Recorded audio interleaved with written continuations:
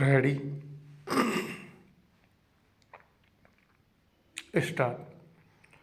जोगिंदर तुली बनाम SL भाटिया 1997 एक SCC 502 और royal and natural gas corporation limited बनाम मॉडर्न कंस्ट्रक्शन एंड कंपनी 2014 एक SCC 648 के मामले में दो सदस्यीय खंडपीठ के विरोधाभासी निर्णयों के कारण यह विधिक प्रश्न इस तीन सदस्यीय पूर्णपीठ के समक्ष संदर्भित होकर आया कि यदि कोई वादपत्र सिविल प्रक्रिया संहिता 1908 के आदेश 7 नियम 10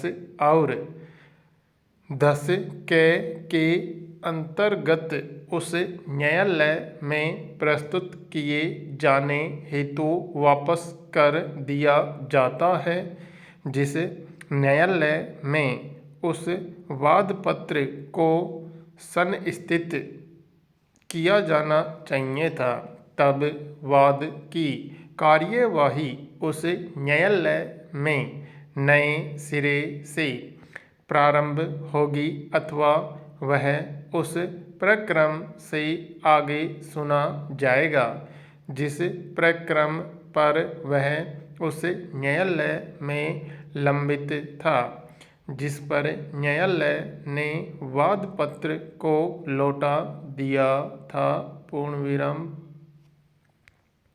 इस मामले में एविएशन, हॉस्पिटली और यात्रा प्रबंधन का मेरठ में कोर्स संचालन के लिए अपीलार्थीगण एवं प्रत्युत्तरदाता कंपनी के बीच दिनांक 24/3/2004 को दिल्ली में फ्रेंचाइजी करार संपन्न हुआ था।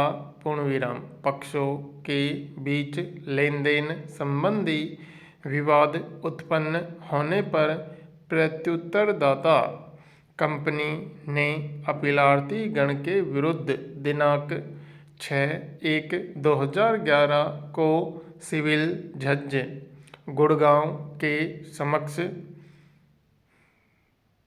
23/11/190 रुपये को वसूली के लिए एक वाद संस्थित किया।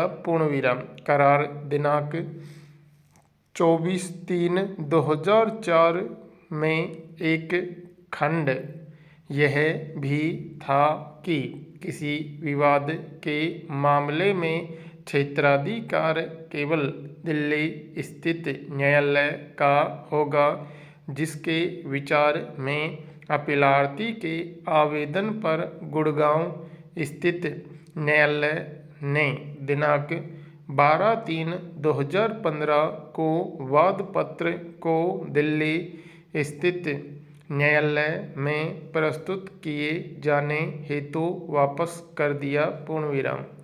तदनुसार वाद दिल्ली स्थित न्यायालय में संस्थित किए जाने की प्रक्रिया के दौरान वाद का विचारण नए सिरे से किया जाए अथवा उस प्रक्रम से आगे जहां तक प्रक्रिया पूरी होने के बाद वादपत्र को लौटाया गया था।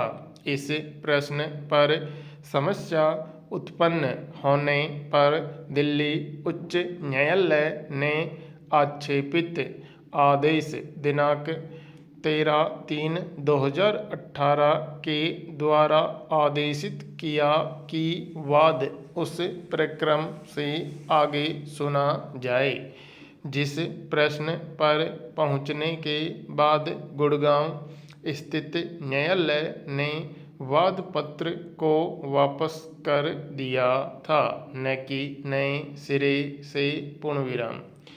इस आदेश के विरुद्ध अपीलार्थी ने यह SLP अपील प्रस्तुत किया।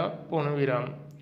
दिनांक 13/7/2018 को उच्चतम न्यायालय ने आगे की कार्यवाही पर रोक लगा दिया था। पूर्ण विराम। अंततः निम्न निर्णय दिया गया। पूर्ण विराम। पैरा। अब अनिर्णित विषय नहीं रहा है कि पक्षकारों के बीच में किसी वाद पर जहां दो या अधिक न्यायालयों को क्षेत्राधिकार प्राप्त है, जब पक्षकारों के लिए यह विकल्प खुला होता है कि वे करार के द्वारा पारस्परिक सहमति से उन दो न्यायालयों में से किसी एक न्यायालय को एकमात्र क्षेत्राधिकार प्रदान कर सकते हैं। पूर्ण विराम।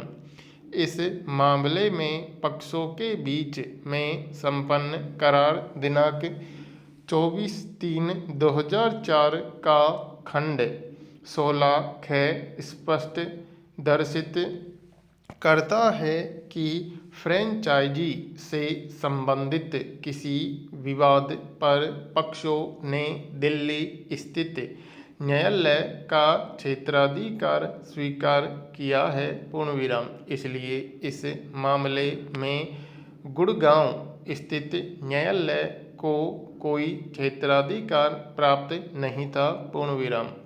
ऐसे किसी करार में यह लैटिन सूत्र लागू होता है कि अर्थात एक के प्रति स्वीकृति एक दूसरे का अपवर्जन होता है। ऐसे मामलों में पक्षकार करार कर सकते हैं। इस तरह का करार खंड भारतीय संविदा अधिनियम 1872 की धारा 23 द्वारा वर्जित नहीं होता है। पूर्ण विराम।